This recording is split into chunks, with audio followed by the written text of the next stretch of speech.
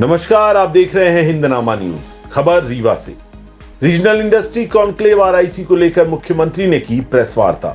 Regional industry conclave में विंध्य के लिए 31,000 करोड़ के निवेश का प्रस्ताव, तो वहीं 14,000 से अधिक रोजगार के मिलेंगे अवसर। रीवा और विंध्य के लिए गत दिवस बुधवार का दिन ऐतिहासिक रहा, जहां रीवा शहर के राजकपूर ऑडिटोरियम में हुए रीजनल इंडस्ट्री कॉन्क्लेव में समूचे विंध्य के लिए निवेशकों ने अपने हाथ खोल दिए और करीब 31,000 करोड़ रुपए के निवेश का प्रस्ताव रखा है, जिसकी खुद प्रदेश के मुखिया डॉक्टर मोहन यादव ने प्रेस कॉन्फ्रेंस करते हुए जानकारी साझा की, जिसमें मुख्यमंत्री ने बताया कि औद्योगिक निवेश की संभावनाओं को लेकर उन्होंने उद्योगपतियों के समक्ष खुलकर अपने विचार रखे हैं। विंध्य में बिजली, पानी, परिवहन के अच्छे साधन, पर्याप्त खनिज, वन संपदा और औद्योगिक निवेश के लिए सकारात्मक वातावरण से उद्योगपति अभिभूत हुए तथा समारोह में डालमिया ग्रुप के महाप्रबंधक पुनीत डालमिया ने विंध्य की सराहना करते हुए कहा कि रीवा में बहुत शानदार तरीके से इंडस्ट्री कॉन्क्लेव का आयोजन किया गया। इसमें विंध्य में औद्योगिक निवेश के बड़े अवसर पैदा होंगे। कृष्णा राजकपूर ऑडिटोरियम में आयोजित रीजनल इंडस्ट्री कॉन्क्लेव प्रेस वार्ता करते हुए मुख्यमंत्री मोहन यादव ने कहा कि प्रदेश के बड़े अधिकारियों ने उद्योगपतियों के समक्ष मध्य प्रदेश की जो तस्वीर पेश की है, उससे सभी उद्योगपति बहुत प्रभावित हुए हैं। मुख्यमंत्री ने बताया कि डालमिया उद्योग 4 लाख टन उत्पादन क्षमता का सीमेंट प्लांट लगाने जा रहा है, जिसमें 3,000 करोड़ रुपए का निवेश होगा। यह प्रदेश का नवकरणीय ऊर्जा पर चलने वाला पहला सीमेंट प्लांट होगा। इसके साथ ही डालमिया ग्रुप विंध्य में पर्यटन के विकास में भी निवेश करेगा। इसके अलावा पतंजलि ग्रुप के महाप्रबंधक आचार्य बालकृष्ण ने भी 1,000 करोड़ रुपयों के निवेश का प्रस्ताव रखा, जिसमें उन्होंने कहा कि हमारे ग्रुप में काम करने वाले अधिकारियों और कर्मचारियों में बहुत बड़ी संख्या में मध्य प्रदेश के निवासी शामिल हैं। विंध्य कला, संस्कृति और संस्कार की भूमि है। पूरा मध्य प्रदेश शांति का टापू है, जिसके खातिर पतंजलि ने स्वदेशी उत्पादों और नवीन टेक्नोलॉजी को लगातार बढ़ावा दिया है। इस राशि के अलावा भी पतंजलि ग्रुप विंध्य में निवेश करेगा।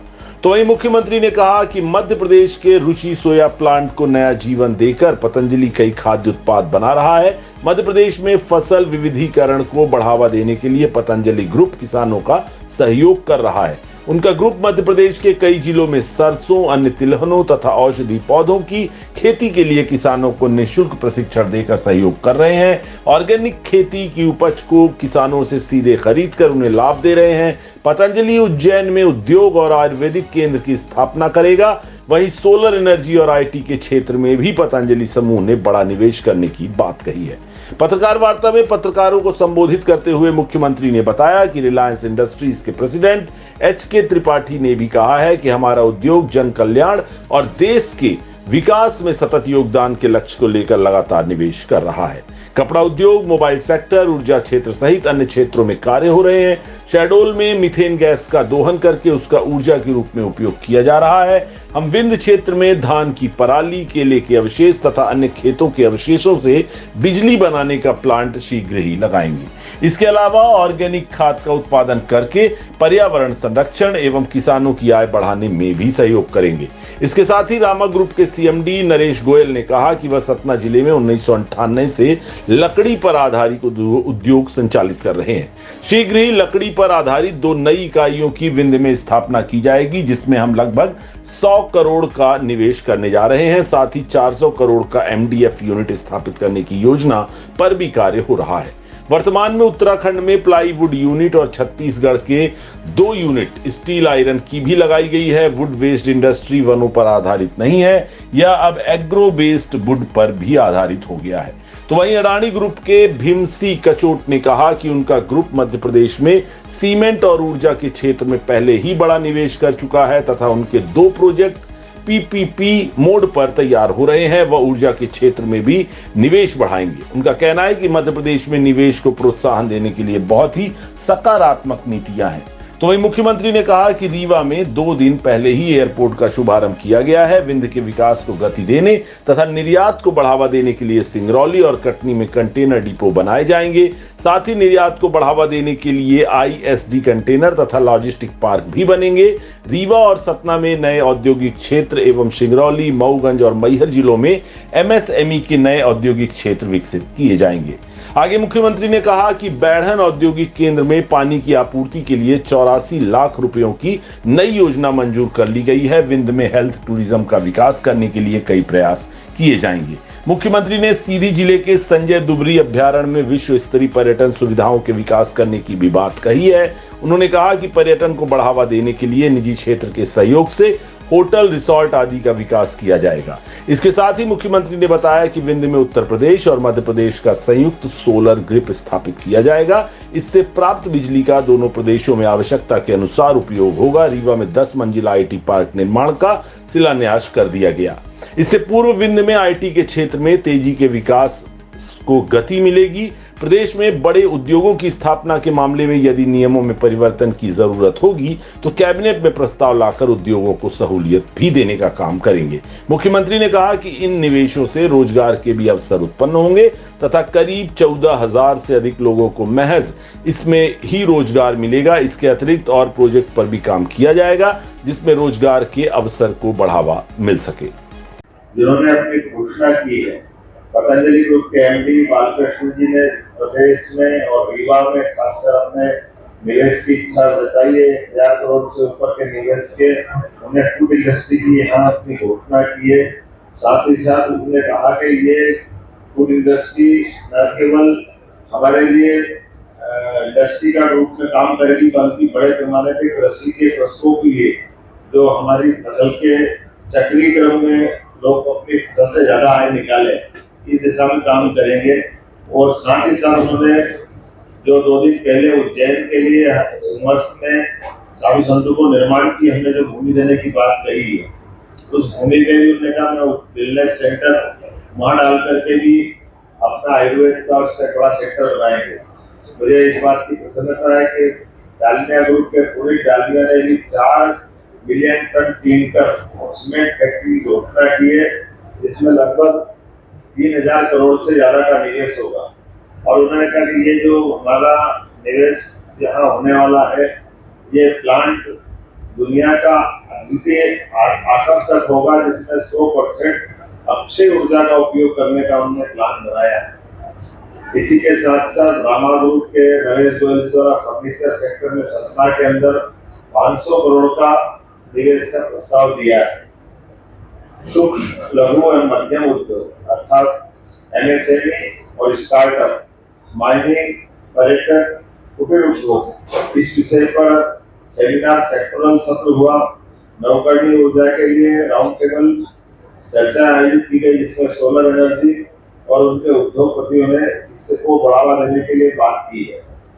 MP औद्योगिक विकास निगम, MP IDC और नगर निगम के बीच एक MOU हुआ है ताकि हमारे बीच औद्योगिक निवेश क्षेत्र में जल की आपूर्ति हो और नगर निगम और बैंक में परस्पर इसका आदान प्रदान किया गया।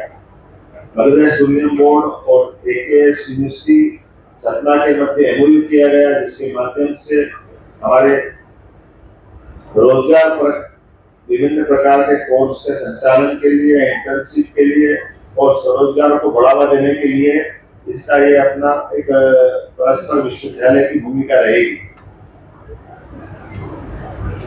रीजनल इंडस्ट्री कॉन्क्लेव रीवा में 85 इकाइयों के आशय पत्र जारी किए गए जिसमें 146 एकड़ भूमि आवंटित की गई है जिसमें 918 करोड़ से अधिक के पूंजी निवेश 3350 से अधिक लोगों को रोजगार दिए जाएंगे।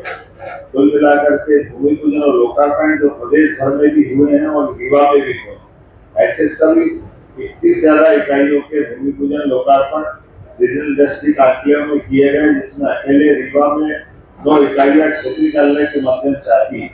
इसमें 2680 करोड़ से अधिक के निवेश के प्रस्ताव और 1830 से अधिक रोजगार होंगे जो रोजगार के भूमि पूजन लोकार्पण है। लेकिन आज जो इंडस्ट्री कॉन्क्लेव की गई है, इस इंडस्ट्री कॉन्क्लेव में जो प्रस्ताव आया मुझे इस बात की प्रसन्नता है कि आमतौर पर इतने बड़े पैमाने पर प्रस्ताव आना ये हमारी कॉन्क्लेव की सफलता बताएगी। लगभग 31,000 करोड़ से ज्यादा के निवेश के प्रस्ताव आज हमारे यहाँ इसी कॉन्क्लेव में आए, जिसमें प्रमुख रूप से मैं कुछ उल्लेख करना चाहूंगा। इसमें 14,000 से अधिक लोगों के रोजगार के अवसर सृजित होंगे और लंबे समय तक ये हमारे वित्तीय समृद्धि का एक तरह से परिचायक बनेगी। सिद्धार्थ एन्फाटेक ग्रीनको द्वारा नवकरणीय ऊर्जा के माध्यम से 12,800 करोड़ का प्रस्ताव मिला है। इसमें 6,400 से अधिक लोगों को रोजगार मिलेगा। रिक्विक प्रोजेक्ट प्राइवेट लिमिटेड पन्ना का यह प्रोजेक्ट मिला, जिसमें नवकरणीय ऊर्जा के माध्यम से 4,000 करोड़ के नए प्रस्ताव प्राप्त हुए। इसमें 2,400 से ज्यादा लोगों को रोजगार मिलेगा। KJS सीमेंट, यह मेहर के अंदर लगेगा। सीमेंट प्लांट में 1,400 से 1,400 करोड़ का ये निवेश रहेगा। 200 से अधिक लोगों को रोजगार मिलेगा। पतंजलि ग्रुप ने, जैसे मैंने पहले कहा है, 1,000 करोड़ के निवेश की घोषणा की है और इसमें क्योंकि फार्मर बेस्ड इंडस्ट्री रहेगी, फूड इंडस्ट्री, तो प्रत्यक्ष तो लोगों को रोजगार मिलेगा 1,000 के आसपास, लेकिन हजारों लोगों को खेती में से अपनी अपनी फसल उत्पादन के माध्यम से उनकी आय बढ़ाने का बड़ा रूप रहेगा। फर्नीचर ग्रुप रामायण द्वारा 500 करोड़ के इन्वेस्टमेंट की बात की जो सतना में लगेगा, इसमें 100 से अधिक लोगों को रोजगार मिलेगा। Solar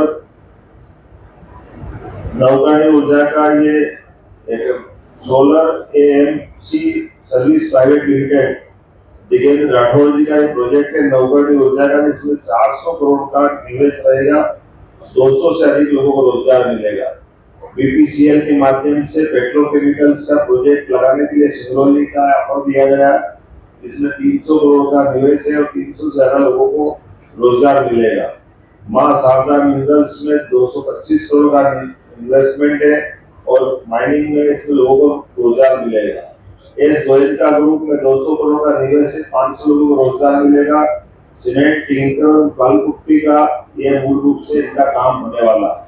Shiv Shakti construction company 175 crore का निवेश है, 200 से ज्यादा लोगों को रोजगार मिलेगा।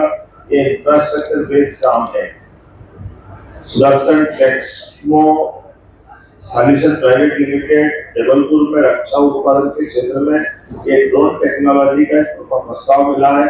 100 करोड़ का आसपास का ये प्रस्ताव है, जिसमें 50 से ज्यादा लोगों को रोजगार मिलेगा। Mehrotra Buildcon private limited Satna में खाद्य प्रसंस्करण के लिए 100 करोड़ की नई यूनिट प्रारंभ की जाएगी। इंडो बेस्ट राइस मिल का 100 करोड़ का प्रस्ताव रीवा के लिए है। ब्लिट्जक्राफ्ट सॉल्यूशन प्राइवेट लिमिटेड रीवा में मैन्युफैक्चरिंग करेंगे, इसमें लगभग 20 करोड़ का इन्वेस्टमेंट रहेगा। महान एंजल अडानी ग्रुप द्वारा सिंगरौली में कोल ब्लॉक का 2,528 करोड़ का नया प्रस्ताव दिया गया है। जय प्रकाश पावर वेंचर्स सिंगरौली में कोल ब्लॉक का 750 करोड़ का नया प्रस्ताव दिया गया है। NTPC विंध्याचल द्वारा सिंगरौली में नवीन solar energy plant 103 crore. Messrs UltraTech cement private limited Mehar cement इकाई का 3,000 करोड़ का नया प्रस्ताव। मिसल में इस्पात का रेयर अर्थ ग्रेफाइट ब्लॉक में 1,000 करोड़ का निवेश की बात कही है।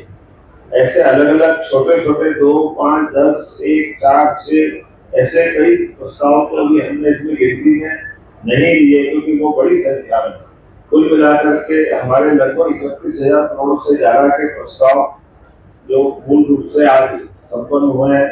मैं उम्मीद करता हूँ कि जिस प्रकार से उद्योग विभाग, MSME, खरीद, अन्य सेक्टर में मिलकर के प्रस्ताव आए हैं, ये न केवल प्रदेश की हमारी औद्योगिक निवेश की इकाई का एक नया ताकत का रूप बनकर निकलेगी, बल्कि विभिन्न के क्षेत्र को अपनी एक नई पहचान बनाएगी।